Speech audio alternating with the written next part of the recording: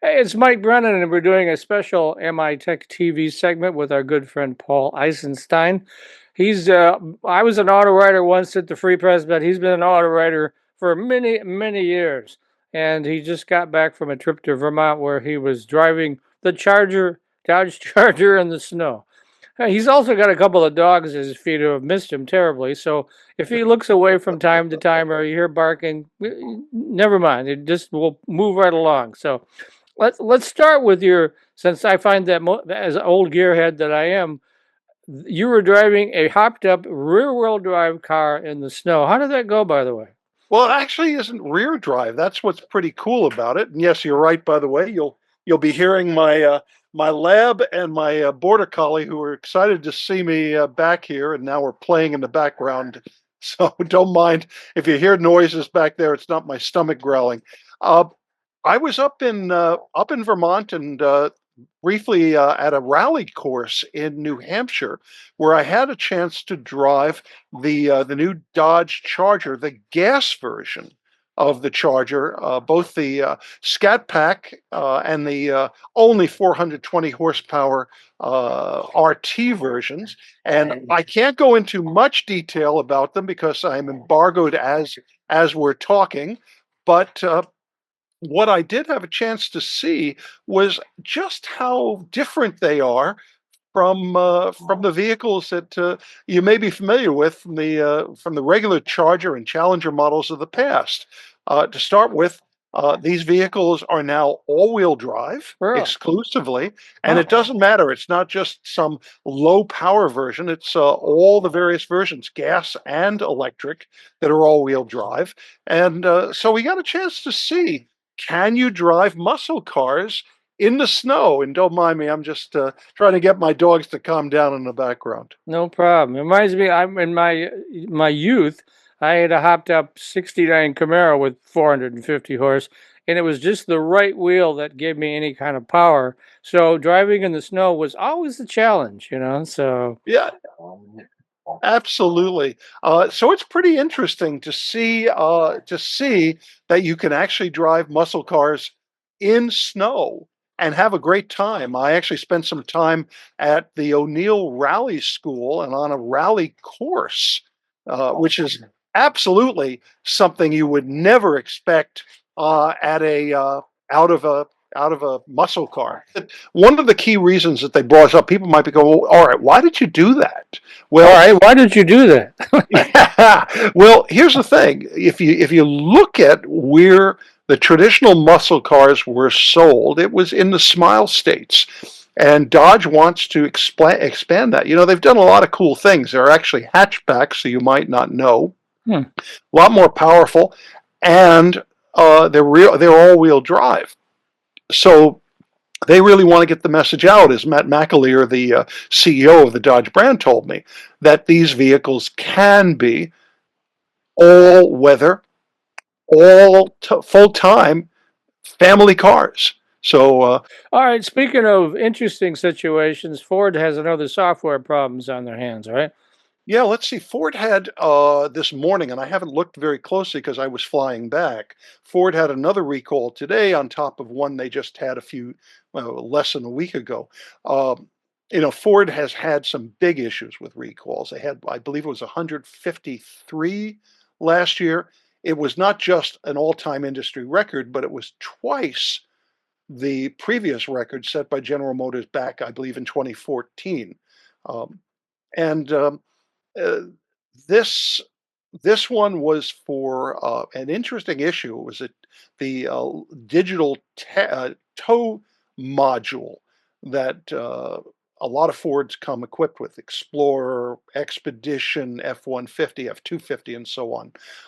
And apparently, if it glitches, it can cause the brake and turn signals on a trailer to to black out. It can cause the trailer brakes to fail, and it appears it can also cause some problems on the vehicle itself. Now, what's interesting about that is if you happen to look at a study that just came out from JD Power, the Vehicle Dependability Study, you'll find that the number of problems, power measures it in the number of problems per 100 vehicles. And if you look at what Power reported, the number of problems in the latest study, the 2026 VDS, increased substantially over 2025. Now, it measures vehicles 3 years of age. So we're looking back in this one at vehicles from around 2023. And of course, each year we're seeing more technology put on board virtually all vehicles. A lot of digital technology in everything we buy now. And what's happening is, forget about mechanical problems. You're not seeing many engine or transmission failures anymore. Even wind noise, seal failures are rare. What you're seeing is a rapid increase in the number of software and electronic hardware failures, particularly, but not exclusively, related to the touchscreen, connectivity, Apple CarPlay, Android Auto being some of the worst problems. Yeah, Bill Gates, so I don't know, 15 or 20 years ago, just said cars are computers on four wheels. And those Yeah. cars back then had hardly anything that would be, compared to what we have today. I mean, in the old days, I was able to work on my cars. I'm sure you were too. Now, impossible to do that. And then with all these failures and everything else, yeah, Ford's really got a lot on their hands there. Ford's got some real problems. It's not just Ford. I mean, electronics are a problem for absolutely every automaker.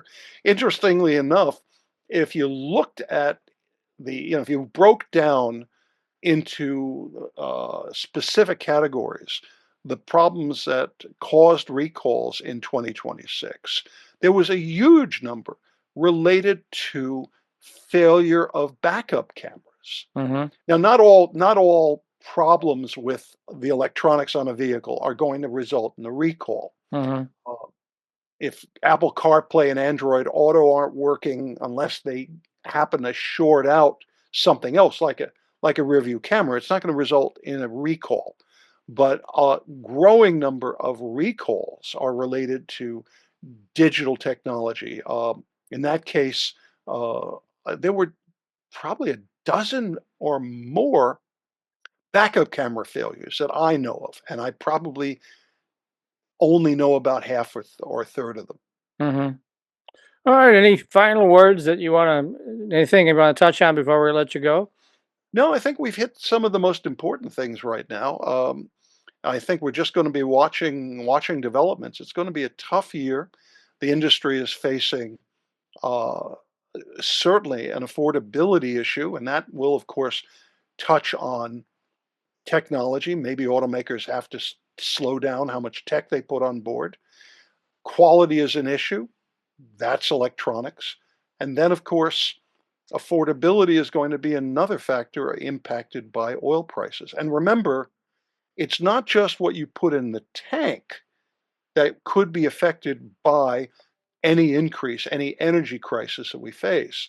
One of the things that could be affected by a shutdown of the Gulf of Hormuz is the supply of propylenes and other plastic materials that are used in vehicles. A significant portion of those materials come from the Middle East, and we could wind up having automakers facing problems supplying, well, suppliers running into problems supplying what's needed in the way of synthetic fabrics for seating, materials for instrument panels, for front fascia, rear fascia, and all sorts of plastics.